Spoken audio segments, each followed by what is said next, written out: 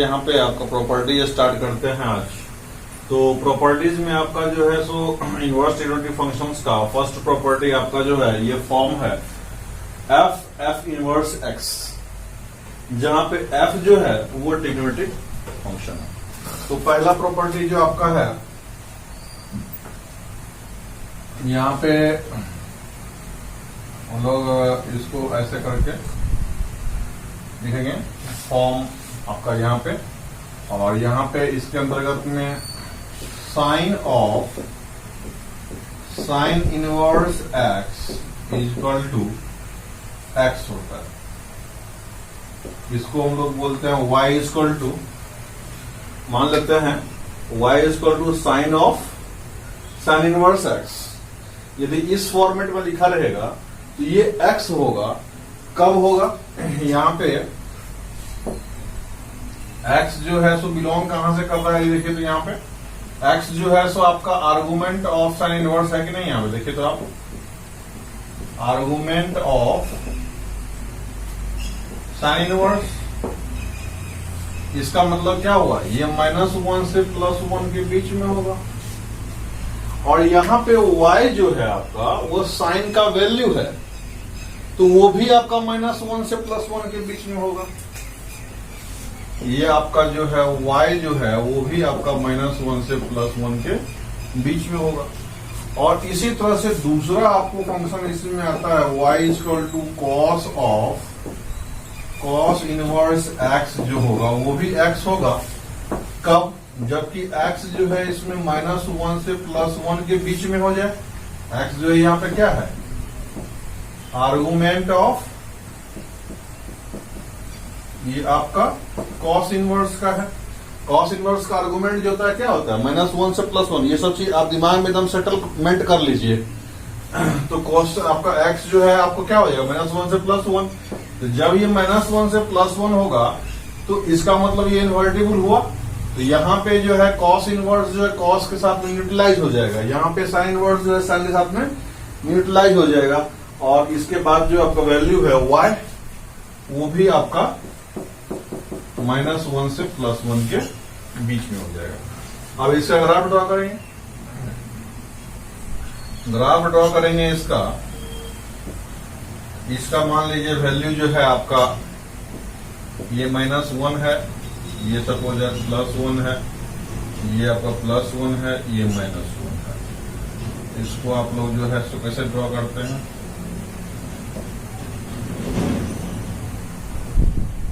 ये ऐसे और ये ऐसे। यहाँ पे ग्राफ जो होगा इसका -1 से +1 जो है वेरिएशन है x का भी और y का भी। ये आपका जो स्ट्रेट लाइन हो जाएगा y इक्वल टू x, इसके अंदर में जी -1 से लेकर के +1 के बीच में y इक्वल टू x जो है यही ग्राफ होता है। ये ग्राफ किसका हो जाएगा, इसका भी हो जाएगा और इसका भी हो जाएगा। ठीक है जी, इस दोनों ही केस में आपका ग्राफ जो है ड्रॉ करेंगे हम लोग ऐसा ही है। y equal to tan inverse x equal to x, जहां पे x जो है क्या हो जाएगा जी, -∞ से तो इंफिनिटी हो जाएगा। यहां पे आपका x क्या है, आर्गुमेंट है ऑफ tan इनवर्स। ये tan इनवर्स का आर्गुमेंट है। तो आर्गुमेंट इनवर्स का क्या होता है, tan थीटा का वैल्यू होता है जो कि -∞ से +∞ होता है। अब इसका वैल्यू मान लीजिए कि आपका ये आपका प्रिंसिपल ब्रांच के अंतर्गत में आ रहा है ना, प्रिंसिपल ब्रांच में जब आ रहा है तो इसका वैल्यू न्यूट्रलाइज हो जाएगा, यानी y क्या हो जाएगा, ये भी आपका जो है -∞ से +∞ हो जाएगा। चौथा फॉर्मूला इसका है y equal to cot inverse x बराबर ये x हो जाता है। यहाँ पे x जो है क्या है, आर्गुमेंट ऑफ कॉट इनवर्स। तो यहाँ पे x जो है वो -∞ से +∞, और y जो है आपका वो भी -∞ से +∞ हो जाएगा। इस केस में हम जब ग्राफ ड्रॉ करेंगे आप क्या पाएंगे इसका ग्राफ जो है ये आपका एक्स डैश हो गया, ये आपका एक्स हो गया, ये वाई हो गया, ये वाई डैश हो गया, ये ओरिजिन हो गया। इसका ग्राफ किस ढंग से पाएंगे आप, ये y इक्वल टू एक्स का ग्राफ जो है इसका फ्रॉम माइनस इंफिनिटी से plus infinity y equal to x का ग्राफ एग्जिस्ट करेगा और ये दोनों ही ग्राफ को रिप्रेजेंट करेगा, इसको भी रिप्रेजेंट करेगा और इसका ग्राफ भी यही होगा। ठीक है जी। आर्गुमेंट ऑफ सेक इनवर्स है, यहां x क्या होना चाहिए, x जो है यहाँ पे आर्गुमेंट ऑफ सेक इनवर्स है, मतलब सेक थीटा का वैल्यू है। बात समझ में आ रहा है? तो सेक थीटा का वैल्यू क्या होता है, माइनस इंफिनिटी से -1, माइनस इंफिनिटी से -1। ये सब डाटा को आपको एकदम दिमाग में सेटल करना पड़ेगा, दूसरा कोई उपाय नहीं है जी। इसलिए जो आपको जो है इसको दिमाग में एकदम सेटल कर लीजिए कि ये सब वैल्यू जो है होता है। अब यहाँ पे चूंकि ये प्रिंसिपल ब्रांच से बिलोंग करेगा तभी ये न्यूट्रलाइज होगा, ये एक्स तभी हो सकता है, बात को समझिएगा। ये सारे ये जितने भी पॉइंट लिखवा रहा हूं मैं सब में ये लागू होता है, ये आपका प्रिंसिपल ब्रांच में बिलोंग कर रहा है तभी हम इसको जो है न्यूट्रलाइज कर सकते हैं इसे साथ में, नहीं तो फिर न्यूट्रलाइज नहीं होगा। ये आपका जो है y equal to cosec of cosec inverse of x बराबर x कब होगा, ये आपका आर्गुमेंट ऑफ कॉसेक इनवर्स है कि नहीं। तो यहां पे x जो होगा आपका वो माइनस इंफिनिटी से -1 और यूनियन 1 से इंफिनिटी, और y भी क्या होगा यहाँ पे, ये कॉसेक थीटा का वैल्यू, इसको थीटा मानेंगे, माइनस इंफिनिटी से -1 और यूनियन 1 से इंफिनिटी हो जाएगा। अब इसका ग्राफ कैसे ड्रॉ करते हैं इसको हम लोग देखेंगे। यहां पे आपका जो है सो मान लेते हैं ये -1 हो गया, ये आपका +1 हो गया,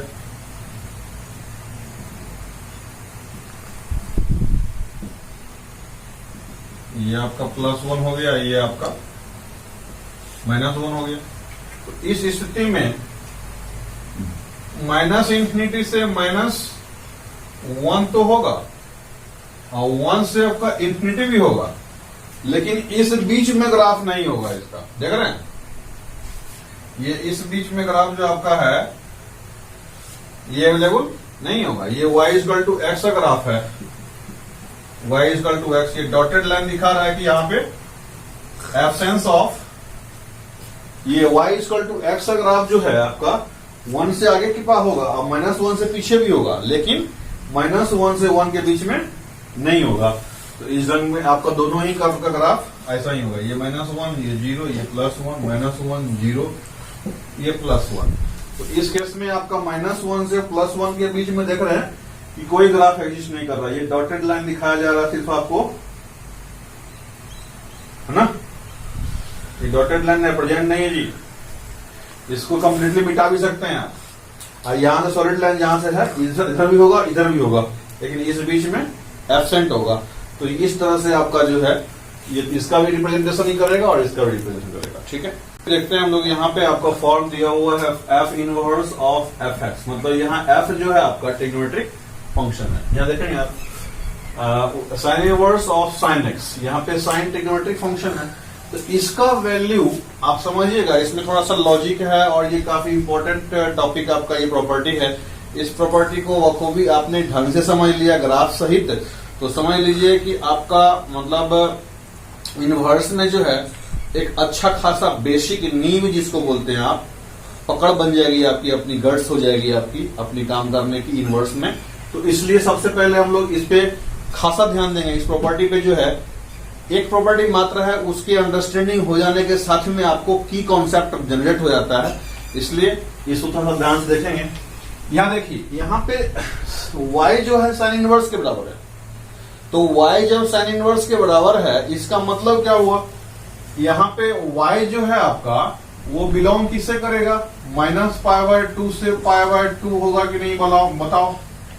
साइन इनवर्स जो है जिसके बराबर में होगा उसका वैल्यू क्या होता है, -π/2 से +π/2। लेकिन यहां पे साइन x का ये आर्गुमेंट है x, तो x जो है यहां पे -∞ से +∞ कुछ भी हो सकता है, क्योंकि साइन को जो है आर्गुमेंट बनाया गया है ऑफ साइन इनवर्स। यहां पे देखिएगा साइन इनवर्स का आर्गुमेंट जो होगा उसको -1 से +1 होना चाहिए। और साइन यहां ऑलरेडी प्रेजेंट है, इसका मतलब क्या हुआ कि आपका -1 से +1 तो जाएगा ही जाएगा, x का चाहे बशर्ते जो भी वैल्यू ले लेगा वो। लेकिन जब आपका जो है सो यहां पे -π/2 से +π/2 आ रहा है, इसका मतलब हुआ कि यदि प्रिंसिपल ब्रांच की बात की जाए, ये बराबर में हम लोग x का लिख सकते हैं, जब x जो है आपका वो बिलोंग करेगा -π/2 से π/2। ये प्रिंसिपल ब्रांच की बात करते हैं तब। बात समझ में आ रही है आपको। और यहां y जो है वो भी आपका -π/2 से π/2 हो जाएगा। इसी तरह यदि हम बात करेंगे दूसरे किसी ग्राफ की, y इस पहले हम इस प्रिंसिपल को एक साथ लिख देते हैं, उसके बाद फिर इसका हम ग्राफ ड्रॉ करेंगे बारी बारी से। y = cos inverse of cos x जो है वो भी x होगा। कब होगा, जब ये x प्रिंसिपल, यहां देखिए cos इनवर्स 0 से π हो सकता है, और यहां cos का कुछ भी वैल्यू हो जाएगा।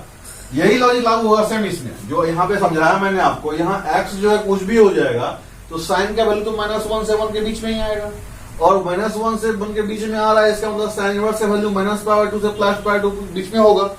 तो ये दोनों यूटिलाइज कब करेगा, जबकि x जो है -π/2 से +π/2 बिलोंग करेगा, यानी प्राइमरी ब्रांच से बिलोंग करेगा। ये वैल्यू हो सकता है, ये ले सकता है, बात को समझिएगा। लेकिन हमको क्या करना पड़ेगा, एलाइड एंगल के मदद से इसको इसमें लाना पड़ेगा। इसका मतलब जैसे एक जो आपका, समझिए बात को आप, एक बार जो है आपका पूरे पीरियड में हर एक वैल्यू साइन लेगा और उसी पीरियड को बार बार रिपीट करता जाएगा। तो एंगल चाहे किसी भी पीरियड में हो, कहीं पे भी हो, उसको उसका रिप्लिका जो है हम लोगों को तो फर्स्ट पीरियड में मिल ही सकता है ना वैल्यू, कि फर्स्ट पीरियड में कौन सा वैल्यू लेंगे तो हम उसका मतलब कि सेम वैल्यू ले आएंगे। तो जब भी एलाइड एंगल इस्तेमाल करेंगे यहाँ पे इसमें से, तो उसका वैल्यू सेम होना चाहिए। फर्स्ट बताएंगे आपको, नियम आगे समझाएंगे उसको। यहाँ देखिए पहले cos इनवर्स cos x जो है x का होगा, जब x जो है आपका है वो 0 से π बिलोंग करेगा, प्राइमरी ब्रांच में होगा।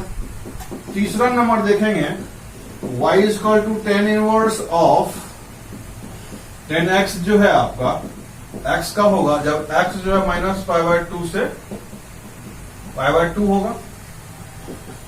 उसी प्रकार से y = cot inverse of cot x जो है x का होगा, बराबर x का होगा, x जब 0 से π बिलोंग करेगा। 5 नंबर क्या होता है आपका, y = sec inverse of sec x, ये x का होगा जब x एलिमेंट ऑफ -∞ से -1, यहाँ x क्या हो जाएगा, यहाँ पे सॉरी यहाँ पे 0 से π -π/2 हो जाएगा, नहीं। और y = cosec inverse cosec x, x क्या हो जाएगा यहाँ एलिमेंट ऑफ x जो इसमें क्या है -π/2 से π/2 -0 हो जाएगा। यही प्रिंसिपल ब्रांच हम लोग डिसाइड किए थे ना जी। तो ये प्रिंसिपल ब्रांच से जब x मतलब बिलोंग करेगा, आर्गुमेंट बिलोंग करेगा, तब ही ये x होगा। यहां पे ये हो कुछ भी सकता है, it is only the possibility.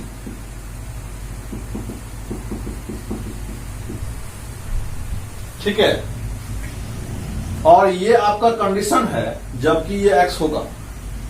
यहां ये आपका सिर्फ पॉसिबिलिटी दिखाता है, ये एक्चुअल में x तभी होगा जब x जो है प्राइमरी ब्रांच से बिलोंग करेगा।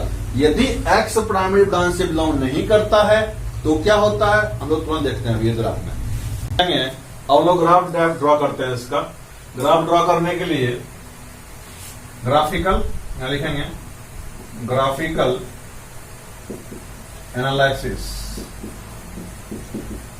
और ये जो है आपका, मैं पहले ही बता देता हूं कि सारे लोग अभी जो बताने जा रहा हूं इस पे ध्यान देंगे कंसंट्रेट होकर के, क्योंकि इस चीज को समझ लेना एक बार जो है ना आपके लिए आपके एटीट्यूड में, इनवर्स के प्रॉब्लम्स को सॉल्व करने के एटीट्यूड में काफी मददगार होगा आपका ये जो ग्राफिकल एनालिसिस है आपका।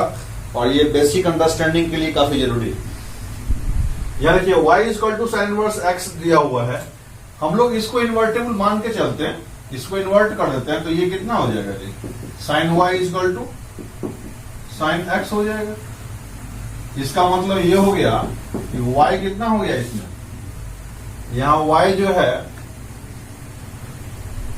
आपका n पाई प्लस माइनस 1 का पावर में n x हो जाएगा, जहां n जो है आपका इंटीग्रल हो जाएगा। और साथ में यहाँ पे y जो है बिलोंग कहां से कहां तक करेगा बताइए हमको आप। ये साथ में आपका बिलोंग कहां से कहां तक करेगा, minus infinity minus pi by 2 से प्लस पाई बाय 2 तक। ये आपका हो गया। अब हम लोग क्या करते हैं, यहाँ पे एक टेबल बनाते हैं, यहाँ पे एक टेबल बनाते हैं जिसका काम आगे पढ़ने वाला है। n equal to,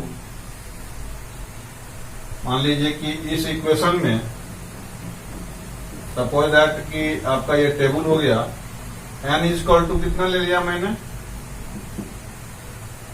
suppose that कि 0 ले लेते हैं। n 0 लेने से आपका जो है, n 0 ले लिया हमने तो 4 n इक्वल टू 0, y कितना हो जाएगा जी, x हो जाएगा। y कितना हो जाएगा, y कितना हो जाएगा, x हो जाएगा। n यहाँ पर 0 पुट कर देंगे तो ये भी 0 हो गया, ये 1 हो गया, ये आपका x हो गया। और यहाँ पे आपका जो है तो y ऑलरेडी बिलोंग कर रहा है किससे, y ऑलरेडी बिलोंग कर रहा है माइनस पाई बाय 2 से पाई बाय 2। x कहां से कहां बिलोंग करने लगेगा बताइए, माइनस पाई बाय 2 से पाई बाय 2 बिलोंग करने लगेगा, क्योंकि y already minus pi by 2 से पाई बाय 2 बिलोंग कर ही रहा है। तो x भी माइनस पाई बाय 2 से प्लस पाई बाय 2 बिलोंग करने लगेगा, क्योंकि यहाँ रिलेशन क्या आ गया, y इक्वल टू x आ गया, इसमें कोई लफड़ा नहीं है। आप देखिए 4n इक्वल टू 1 की बात करते हैं, तो यहाँ पे आपका जो है रिलेशन क्या बन गया जी, y इक्वल टू x, जबकि x का वेरिएशन कहां से कहां हो गया,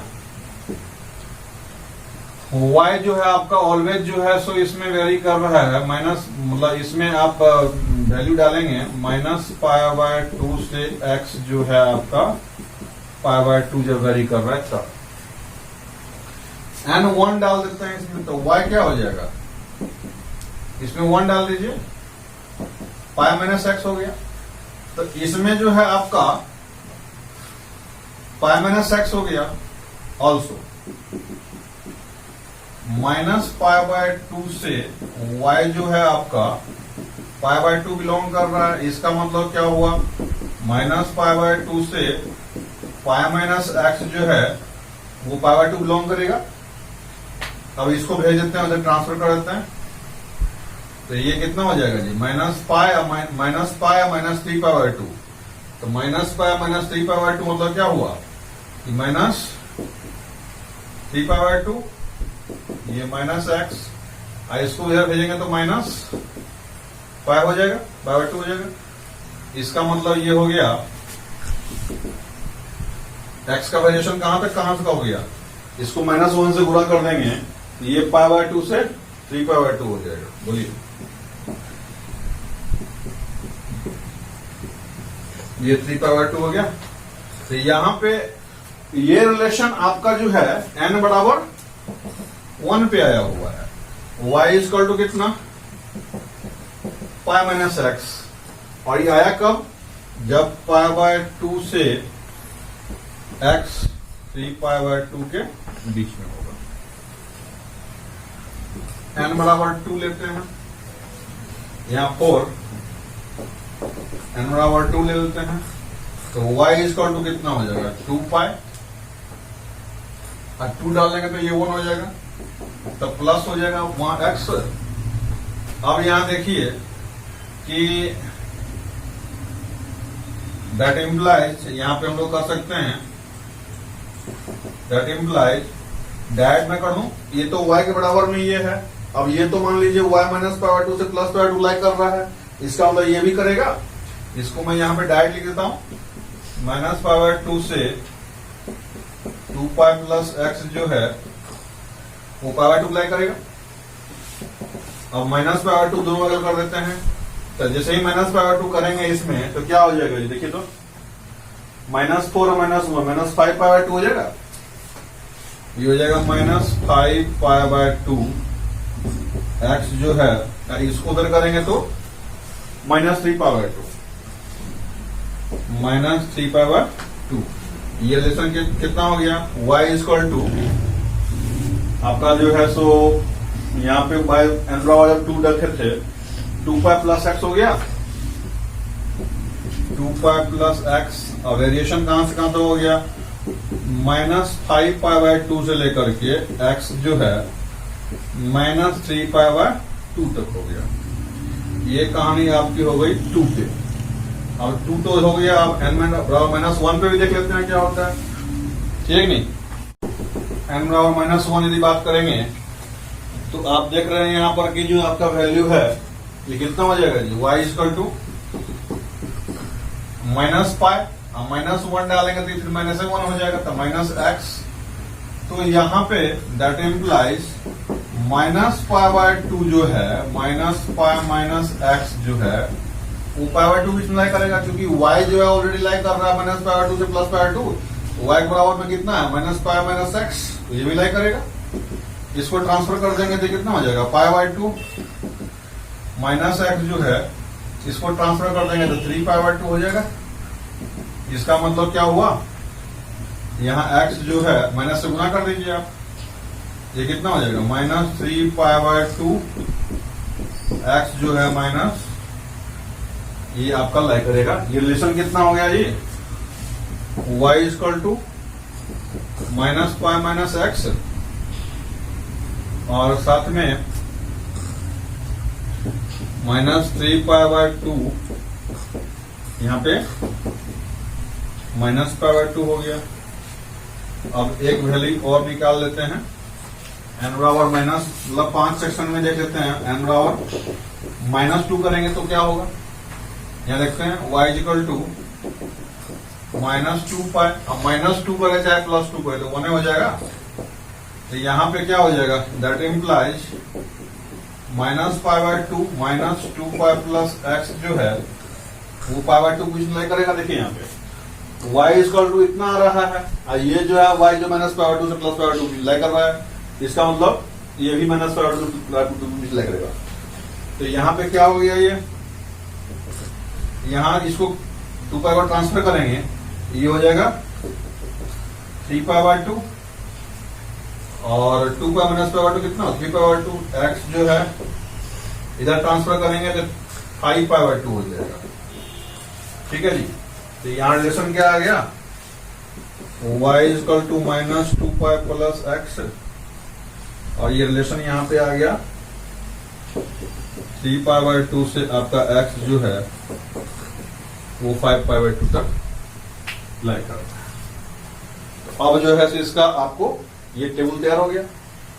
ऑलरेडी आपका जो है सो मैंने ये थोड़ा सा स्केलिंग कर दिया है इसको, ताकि इसमें आपका टाइम कंज्यूम ना हो। आप देखेंगे, इसको समझने का प्रयास करेंगे। आपका जो ये स्केलिंग किया हुआ है, सबसे पहले देखिए हमको ग्राफ ड्रॉ करना है y इक्वल टू x का, जिसका इसका ग्राफ ड्रॉ करते जाएंगे उसको टिक मारते जाएंगे। यहाँ पे y इक्वल टू x का ग्राफ ड्रॉ करना है, इंटरवल क्या है जी, -π/2 से π/2। तो -π/2 से π/2 पे, -π/2 पे ग्राफ कैसा होगा, ये आपका -π/2 से +π/2 हो गया। यहाँ पे y equal to x graph draw किया जाएगा ऐसे, सही है। ये ग्राफ जो है y इक्वल टू x का है, कहां से कहां तक है जी? ये ग्राफ आपका y इक्वल टू एक्स का है, लेकिन कहां से कहां तक है? -π/2 से सिर्फ +π/2 तक है। इस चीज को ध्यान दीजिएगा। अब देखिए यहां पे यदि आपको हो तो डॉटेड लाइन से मिला भी सकते हैं समझने के लिए। अब देखिए ये आपका ग्राफ हो गया, इसका ड्रॉ क्या होगा? π/2 से 3π/2, π/2 से 3π/2 ये हो गया। ये ग्राफ ड्रॉ करना पड़ेगा हमें। मतलब हुआ -x + π, मतलब ये हुआ कि आपका जो है π/2 से 3π/2 तक के बीच में यहां पे देखिए हम पाई, ये पॉइंट पाई है, पाई डालेंगे तो कितना आएगा? 0 आएगा। इसका मतलब इस पॉइंट से ग्राफ गुजरेगा, ऐसे करके पहुंच जाएगा यहां पे। क्लियर है जी? यहां पे आपका ग्राफ पहुंच गया। ये ग्राफ किसका है जी? ये ग्राफ आपका y इक्वल टू कितना है? ये π-x का ग्राफ। ठीक है, अब बात करते हैं 3π/2 से कहां तक? 5π/2 तक, यानी कि 3π/2 से लेकर के 5 तक। इसके बीच में ग्राफ ड्रॉ करेंगे -2π + x। तो ग्राफ जो है यदि मान लीजिए यहां 2π पुट कर देते हैं तो क्या हो जाता है? 0 हो जाता है। यानी इससे गुजरेगा, इससे गुजर के ये ग्राफ पहुंच जाएगा कहां पे? आपका यहां पे। फिर ये ग्राफ ऐसे चलता जाएगा। ये ग्राफ आपका, कहने का मतलब ये हुआ, ये ग्राफ किसका हो गया जी? ये ग्राफ आपका हो गया y इक्वल टू -2π + x का। अब चलते हैं पीछे, -π/2 से -π/2 से -3π/2। इसके लिए ये तीनों ग्राफ ड्रॉ किया हुआ हो गया है। इसको ड्रॉ करते हैं लेफ्ट साइड में। ये π-x का ग्राफ होगा। π-x का ग्राफ जो होगा वो कैसा होगा? ये -π उसमें डाल देते हैं, -π-x का ग्राफ है। ये -π डालेंगे इसमें x के बदले में, तो +π हो जाएगा। अब -π से कट करके 0 हो जाएगा। यानी इस पॉइंट से ग्राफ गुजरेगा और यहां तक पहुंच जाएगा। ये देखिए, ये थोड़ा सा टेढ़ा लाइन हो गया लेकिन सीधा होगा, आप इसको समझ सकते हैं। y इक्वल टू कितना है? -π-x का ग्राफ हो गया। इसके बाद लास्ट में बचता है आपको -3π/2 से -5π/2। ये वाला ग्राफ बचता है। ये आपका क्या हो गया? 2π + x। यहाँ पे x रहा, -2π पुट कर देंगे उसमें, y कितना हो जाएगा? 0। यानी कि यहाँ पे ये गुजर रहा है, ये ऐसे गुजर जाएगा। तो ये आपका ग्राफ किसका हो गया जी? y equal to 2π + x। तो इस ढंग से ये आपका ग्राफ जो है आप समझ सकते हैं। ये ग्राफ जो ड्रॉ किया है इसका उद्देश्य क्या है? इसका उद्देश्य ये है कि मान लीजिए x यदि मान लीजिए हमारा 3π/2 से 5π/2 के बीच में सपोज दैट 2π है, तो 2π तो इस फॉर्मूला में काम नहीं करेगा जी। यहां तो x का प्राइमरी ब्रांच में होना चाहिए, x को प्राइमरी ब्रांच में 2π तो नहीं आता है। तो 2π के जगह पे हम लोग क्या करेंगे? यहां -2π + x डालेंगे। जैसे ही -2π + x डाल देंगे, x का वैल्यू कितना है? 2π है। 2π कट गया, 0 हो गया वैल्यू उसका। तो ये आपको जो है यहां पे हम लोग क्या करेंगे? इसको एलाइड एंगल बोलते हैं। ये क्या है? इंटीग्रल मल्टीपल ऑफ पाई और 2π यदि किसी अननोन एंगल के साथ में जुड़ा हुआ रहे तो उसी को एलाइड एंगल बोलते हैं ना। तो यहां पे इंटीग्रल मल्टीपल ऑफ क्या है? पाई है। इंटीग्रल मल्टीपल ऑफ π/2 है। ऐसे करके हम लोग जो है सो अननोन एंगल x के साथ में या -x के साथ में जब कॉम्बिनेशन आते हैं पाई के साथ में और इंटीग्रल पाई या इंटीग्रल π/2 के साथ में, यानी कि प्रिंसिपल एक्सिस बोलते हैं आपको x एक्सिस को, और उसका कॉम्प्लीमेंट्री एक्सिस बोलते हैं y एक्सिस को। तो y एक्सिस का जब इंटीग्रेशन होगा तो इंटीग्रल π/2 होगा, और प्रिंसिपल एक्सिस जो होगा x एक्सिस जब होगा इंटीग्रल मल्टीपल ऑफ पाई होगा। तो इंटीग्रल मल्टीपल ऑफ पाई चाहे इंटीग्रल मल्टीपल ऑफ π/2 का अननोन एंगल साथ में जब आपका कंपोजिशन बनता है उसको एलाइड एंगल बोलते हैं। और यदि मान लीजिए कि हमारा एंगल यहां पे है तो इस जोन में जब पड़ेगा तो ये फॉर्मूला लगाएंगे, x का वैल्यू यहां पुट कर देंगे, डायरेक्ट हमको जरूर निकल जाएगा उसका इस जोन में भी मान लीजिए सपोज दैट इसका वैल्यू मान लीजिए कि आपका π/2 से बड़ा है, 2π/3 है, क्या करेंगे उसको पाई से घटा देंगे, तो जो वैल्यू आएगा वो ऑटोमेटिक मेरा जो है प्रिंसिपल जोन में आ जाएगा, लेकिन वैल्यू वही रहेगा साइन एक्स का वैल्यू चेंज नहीं करेगा। इसको अभी तत्काल आप समझिए और फिर दोबारा जब क्वेश्चन बनाएंगे तो उसमें अच्छा समझ में आपको आएगा। क्वेश्चन बनाएंगे इसके ऊपर में हम लोग नेक्स्ट क्लास में जो है सो इसका बाकी ग्राफ देखते हैं, फिर ऐसे जुड़े रहेंगे हम लोग। Okay, thank you.